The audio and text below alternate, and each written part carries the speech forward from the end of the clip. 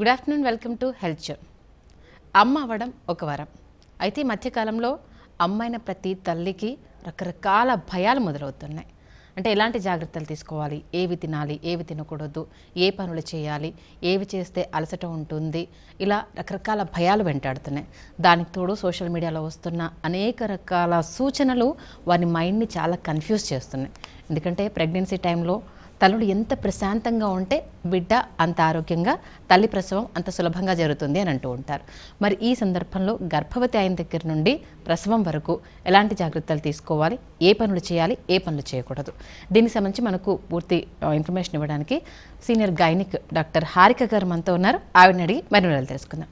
Good afternoon Harika గారు. నమస్తే అండి. Good afternoon. హారిక గారు, ఈ మధ్యకాలంలో చూస్తే అంటే ప్రతి ఒక్కరూ సలహాలు సూచనలు ఇచ్చేవాళ్ళు. ఎంతవరకు నిజం ఉంటుంది, ఎంతవరకు వాస్తవం ఉంటుందని తెలియలేని పరిస్థితి. నిజంగా గర్భం దాల్చినప్పటి నుంచి అంటే ఆ మహిళ ఎలాంటి పనులు చేయాలి, చేయకూడదు అసలు?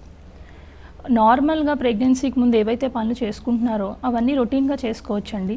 హెవీ వర్క్ అంటే ముందు అలవాటు లేని పనులు అనమాట. అంటే నార్మల్గా ఇంట్లో అంట్లు తోమడం, ఇంట్లో బట్టలు ఉతకడం, ఇలాంటి పనులు చేసుకునే వాళ్ళు ఎవరైతే ఉన్నారో వాళ్ళు సేమ్ వర్క్ కంటిన్యూ చేసుకోవచ్చు.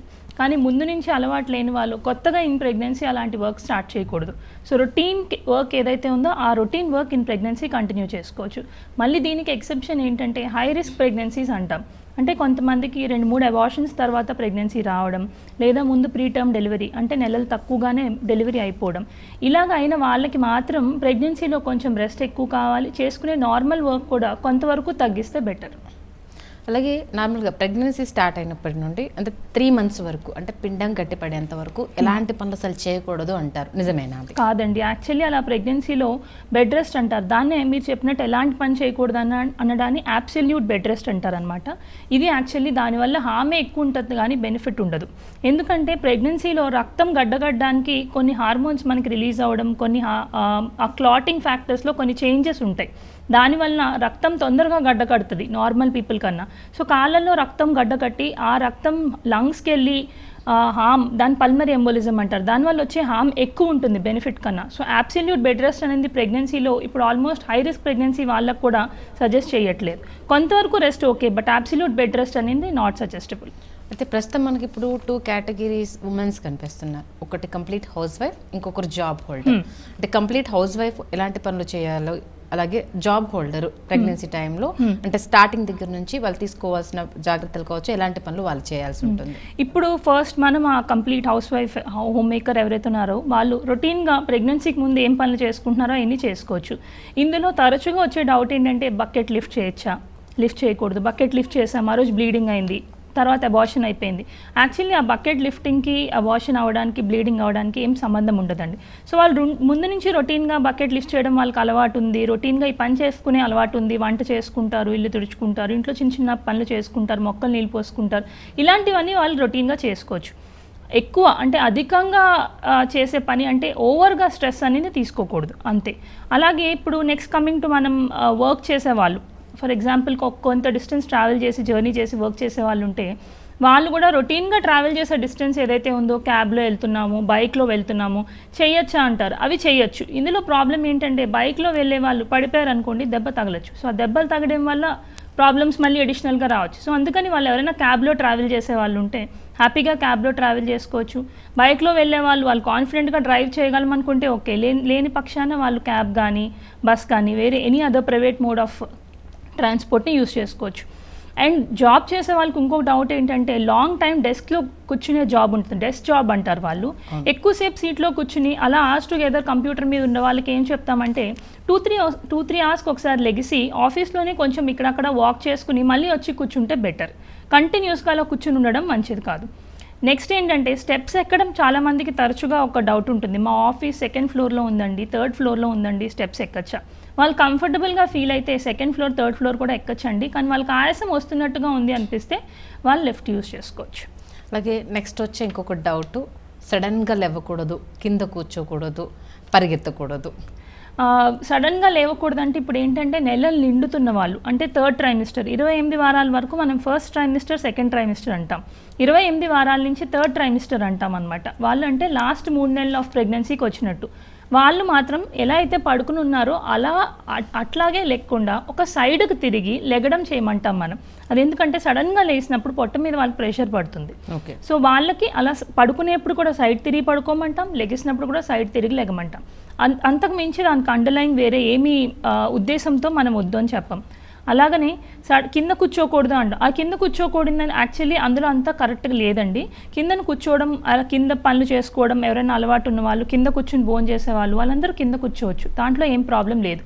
ఇన్ఫ్యాక్ట్ మనం చెప్పాలంటే ఇప్పుడు నెలలు నిండిన వాళ్ళకి మనకి న్యాచురల్గా నార్మల్ డెలివరీ అవ్వడానికి ఛాన్సెస్ పెరగడానికి స్క్వాటింగ్ అంటే ఇండియన్ కమోడ్ మీద ఎలా అయితే కూర్చుంటారో, వెస్టర్న్ కాకుండా ఇండియన్ కమోడ్ అంటే కిందన స్క్వాట్ చేయడం ఏదైతే ఉందో అలాంటిది మనం ఎక్కువ చేయమన్నాం 35-36 వీక్స్ నుంచి స్టార్ట్ చేయమని చెప్తున్నాం. సో కొంతవరకు దానివల్ల బెనిఫిటే తప్ప హామ్ అయితే ఏముండదండి.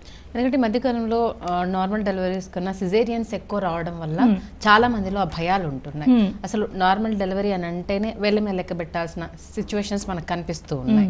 చాలా మందికి ఏంటంటే ఇవన్నీ అవుతున్నాయి కాబట్టి ఎక్కువ జాగ్రత్తలు తీసుకోవాలి, కాబట్టి ప్రతిదీ కౌంట్ చేసుకోవాలన్న తరహాలో ఉంటున్నారు. అది ఎంతవరకు కరెక్ట్ అంటారు? ఇదే చెప్తున్నాం కదా, ఈ మధ్యకాలంలో ప్రెగ్నెన్సీస్ అనేవి చాలా ప్రెషియస్, మీరు అన్నట్టు చాలా ప్రెషియస్ ప్రెగ్నెన్సీస్ అయిపోతున్నాయి, లేట్గా కన్సీవ్ అవుతున్నారు. ఫస్ట్ థింగ్ మ్యారేజే లేట్ అయింది. తర్వాత చాలామంది ఇప్పుడు ఇదివరకు 18-17 ఇయర్స్కి పెళ్ళి అయిపోయేది, ఇప్పుడు 25-26 అరౌండ్ మ్యారేజ్ చేసుకుంటున్నారు. తర్వాత 3-4 ఇయర్స్ తర్వాత కన్సీవ్ అవుతున్నాం. 35 వచ్చేసరికి లేట్ ప్రెగ్నెన్సీ అని వచ్చేసింది. సో అది ప్రెషర్స్ వస్తుంది కాబట్టి చిన్న చిన్న వాటికి భయాలు అన్నవి చాలా తరచుగా వస్తున్నాయి. కానీ యాక్చువల్లీ అందులో చాలా మటుకు మిత్సే ఉంటున్నాయండి, నిజం ఉండట్లా. నార్మల్గా ప్రెగ్నెన్సీని మనం ఒక పనిష్మెంట్ లాగా తీసుకునే సిచ్యువేషన్ లాగా అయిపోతుంది. అంటే ఇది తినకూడదు, ఇది చేయకూడదు, ఇలా చేస్తే ఇలా అవుతుందేమో, దాంతోపాటు మన పెద్దవాళ్ళు ఇదొద్దు అదొద్దు, వాళ్ళ మాట ఎంతవరకు నమ్మాలి తెలీదు, ఇలాంటివన్నిటితోటి ఒక ఫీమేల్కి ప్రెగ్నెన్సీ అంటే ఏంటంటే ఎంజాయ్ చేయడం కన్నా దాంట్లో ఎక్కువ భయాలు, ఒక పనిష్మెంట్, దాన్ని ఒక 9 మంత్స్ అరే అయిపోయిందిరా 9 మంత్స్ అన్న స్టేట్లో అయిపోతుంది. కానీ యాక్చువల్లీ అలా ఉండకూడదు. ప్రెగ్నెన్సీ అనేది చాలా మెమరబుల్ టైం. ఆ 9 మంత్స్ని మీరు ఎంజాయ్ చేస్తూ, ఎవ్రీ మినిట్ని ఎంజాయ్ చేస్తూ, మీకు ఏం కావాలో అది చేసుకుంటూ, వర్క్ చేయాలనుకుంటే యూ కెన్ కంటిన్యూ వర్క్, ఇది తినాలనుకుంటే ఈ ఫుడ్ తినకూడదని స్పెసిఫిక్గా ఏం లేదు, ఏది కావాలంటే అది తినచ్చు, ఏ వర్క్ కావాలంటే ఆ వర్క్ చేయొచ్చు. ఒక రా పపాయ అనేది మాత్రం అవాయిడ్ చేయాలండి, బికాస్ దాంట్లో ప్రోస్టాగ్లాండిన్స్ అని అబార్షన్ అయ్యే హార్మోన్స్ ఉన్నాయంటారు. సో అదొక్కటి అవాయిడ్ చేయండి. మీరు చెయ్యలేను అనుకున్న పని, అంటే మీకు ఏదైతే మీ నార్మల్గా రొటీన్ చేయడం కన్నా ఎక్కువ స్ట్రెస్ పడుతున్న వర్క్ ఏదైతే ఉందో అది కూడా అవాయిడ్ చేయాల్సి ఉంటుంది. అదర్వైజ్ లో రిస్క్ ప్రెగ్నెన్సీ అంటే మీకు ఏమీ రిస్క్ ఫ్యాక్టర్స్ లేవు, బీపీ షుగర్ అట్లా ఏమీ లేవనుకుంటే మీరు అన్నీ చేసుకోవచ్చు, ప్రెగ్నెన్సీలో అన్నీ తినచ్చు. ఓకే, కాల్ ఉన్నారండి. కాల్ మాకు. హలో, నమస్తే అండి. హలో, టీవీ వాళ్ళని తగ్గించేసి డాక్టర్ గారితో మాట్లాడండి. మేడం నమస్తే మా, చెప్పండి. నాకు మంత్ 18 అండి, మంత్ అయింది పీరియడ్స్ వచ్చి.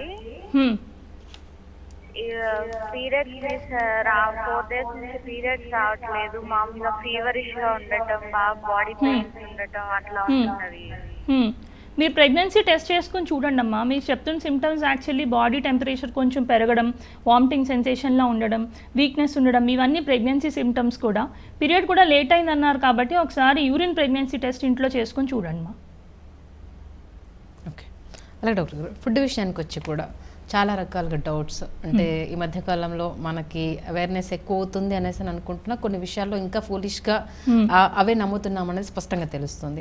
అసలు ప్రెగ్నెంట్ లేడీ ఫస్ట్ మంత్ నుంచి 9th మంత్ వరకు ఎలాంటి ఫుడ్ తీసుకోవాలి? ఏ ఫుడ్ అయినా మనకి ప్రెగ్నెన్సీలో ప్రొజెస్ట్రాన్ ఒక హార్మోన్ ఎక్కువ ఉంటుందండి. దానివల్ల అరుగుదల, అంటే తిన్న ఫుడ్ తొందరగా కింద పేగులకి వెళ్ళదు. ఎక్కువసేపు పొట్టలో ఉండడం వల్ల అది కారంగా ఉంటే ఫుడ్ అది వెనక్కి తన్ని గ్యాస్ట్రైటిస్ అంటారు, దాన్ని థ్రోట్ బర్న్ అని కూడా అంటారు. ఆ గ్యాస్ట్రైటిస్, ఆ చెస్ట్లో పెయిన్ లాగా అలాంటి ఫీలింగ్ ఎక్కువ ఉంటుంది.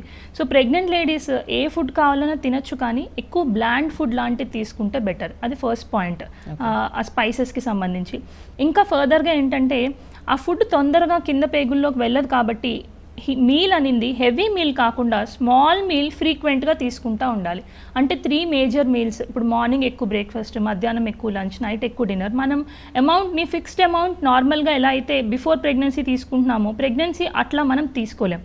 బిఫోర్ ప్రెగ్నెన్సీ మనం తీసుకునేది మనం ఎక్కువ అన్నట్టుగా కన్సిడర్ చేసుకుంటే ప్రెగ్నెన్సీలో అందులో కొంచెం పోర్షన్ తగ్గించి మార్నింగ్ 7 o'clockకి బ్రేక్ఫాస్ట్ కొంచెం తగ్గించి తీసుకోవడం, 2 hours తర్వాత మిడ్ మార్నింగ్ స్నాక్ అంటారు, ఒక యాపిల్ లేదా ఒక బిస్కెట్ బిస్కెట్ అలా తీసుకోవడం, మళ్ళీ మధ్యాహ్నం మీల్ క్వాంటిటీ కొంచెం తగ్గించి తీసుకోవడం, అలా ఈవినింగ్ ఒక స్నాక్, నైట్ ఎర్లీ డిన్నర్ 7:30, 8 కల్లా తినేసి పనుకుంటే ఈ గ్యాస్ట్రైటిస్, ప్రెగ్నెన్సీ వల్ల వచ్చే ఆ కొన్ని వామిటింగ్స్ లాంటి ప్రాబ్లమ్స్ని మనం కొంతవరకు అవాయిడ్ చేయొచ్చు. ఇంకొకటి ఏంటంటే ఆయిలీ ఫుడ్ కూడా కొంతవరకు తగ్గిస్తే బెటర్ అండి, బికాజ్ ఆయిల్ ఇరిటేషన్ కాజ్ చేసి వామిటింగ్స్ సెన్సేషన్ ఎస్పెషల్లీ 3 monthsలో వచ్చే ఛాన్సెస్ ఎక్కువ ఉంటాయి. ఇంకో కాల్ ఉన్నారండి. హలో, నమస్తే అండి. నమస్తే మేడం. మాట్లాడండి డాక్టర్ గారు. చెప్పండి. నమస్తే మేడం. హలో, చెప్పండి అమ్మా, చెప్పండి. మేడం, నాకు 5th month కొంచెం అదే కొంచెం మాయన్నారు, ఏమన్నా ప్రాబ్లం అవుతుందని భయం వేస్తుంది మేడం. ఎందుకు మీ ఏజ్ ఎంతమ్మా? నాది ఏజ్ 20. ఓకే, ఇప్పుడు ఫస్ట్ ప్రెగ్నెన్సీయా? Second madam. ముందు బేబీ ఉన్నారా? బాగున్నాడు. సో మీకు భయపడడానికి మీ ఏజ్ చిన్న ఏజ్, భయం పడకండి. ఒక ఆల్రెడీ హెల్దీ బేబీ ఉన్నారు. సో మీకు ముందు అబార్షన్స్ లేవు, బీపీ షుగర్ లాంటి ప్రాబ్లమ్స్ ఏమీ లేవు. సో అన్నెసెసరీగా టెన్షన్స్ తీసుకోకండి, మీ ప్రెగ్నెన్సీ మీరు ఎంజాయ్ చేయండి. యూజువల్లీ 5th month వరకు వచ్చాక 95% ఆఫ్ ద టైమ్స్ ప్రెగ్నెన్సీలో ఏం ప్రాబ్లం రాదు. మోస్ట్ కామన్ అబార్షన్స్ కానీ ఏమైనా ప్రాబ్లమ్స్ యూజువల్లీ ఫస్ట్ 3 monthsలో వస్తాయి. ఆ తర్వాత వచ్చినా కానీ అదేదో వస్తుందేమో అని మీరు భయపడుకుంటూ ఇప్పుడు ప్రెగ్నెన్సీని ఎంజాయ్ చేయకుండా బాధపడుతూ మాత్రం ఉండకండి. అలాగే డాక్టర్ గారు ఇందాక అన్నట్టుగా అంటే 30+ ప్రెగ్నెన్సీస్ ఎక్కువ అవ్వడం, ఇప్పుడు 35లో కూడా కనడానికి అది మనం చూస్తున్నాం. అంటే 35+ ప్రెగ్నెన్సీ కొంచెం ఏంటంటే డెలికేట్ ప్రెగ్నెన్సీస్, చాలా ఇబ్బందిగా ఉంటుంది అనేసి అని ఇలా రకరకాలుగా వార్తలు వింటున్నాం. నిజంగా ఆ టైంలో అంటే 35+ దాటిన తర్వాత ప్రెగ్నెన్సీ వస్తే అన్ని జాగ్రత్తలు తీసుకోవాలా, నార్మల్గానే ఉండొచ్చా?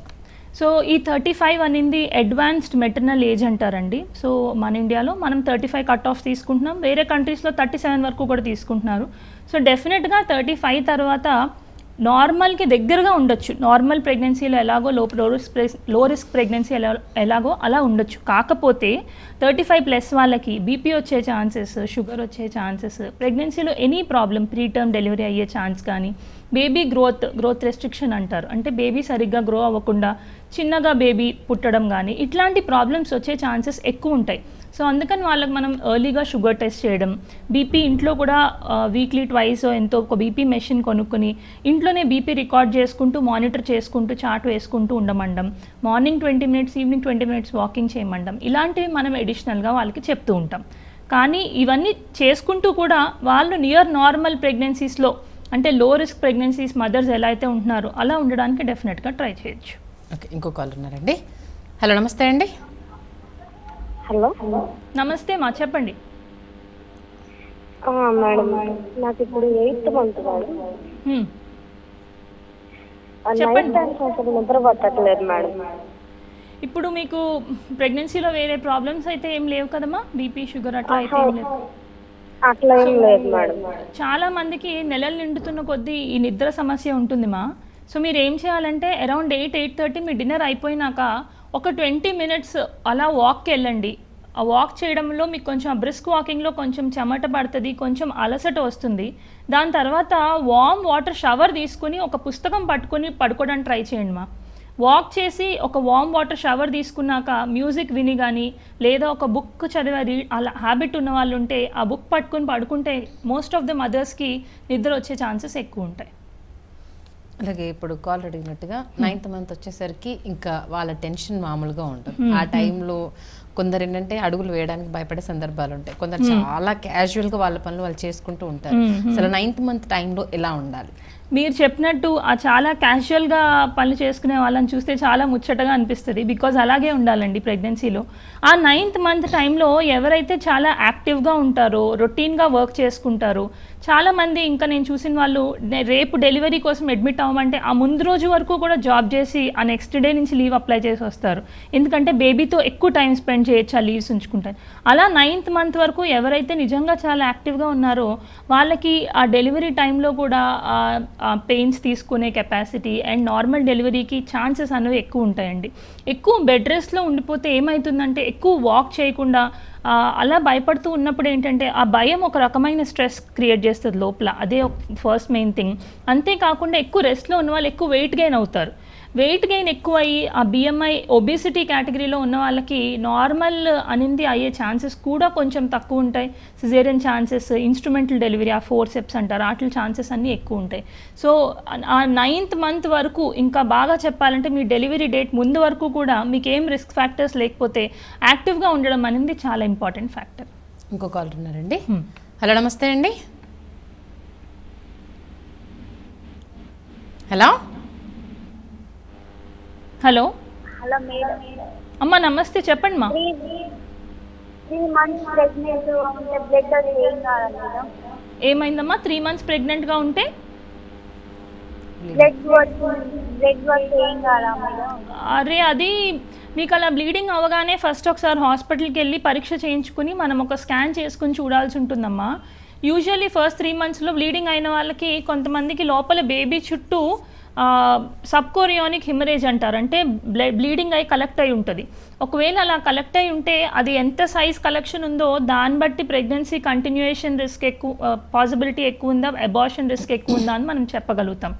డెఫినెట్గా ఒకసారి వెంటనే హాస్పిటల్కి వెళ్ళి ఎగ్జామినేషన్ స్కాన్ అయితే చేయించుకోవాలమ్మా. రిస్క్ ఆఫ్ అబార్షన్ అయితే ఉంటుంది, అది మనం స్కాన్ బట్టే చెప్పగలం. అలాగే డాక్టర్ గారు, ఇంకో విషయం ఏంటంటే ఎర్లీ ఏజ్ ప్రెగ్నెన్సీ, అలాగే చిన్న ఏజ్లో ఉండడం వల్ల వాళ్ళ వెయిట్ అనేది కూడా కొంచెం తక్కువగా ఉంటారు. అంటే బేబీ స్టార్ట్ అయింది అన్నా కూడా వాళ్ళు చాలా వీక్గా కనిపిస్తూ ఉంటారు.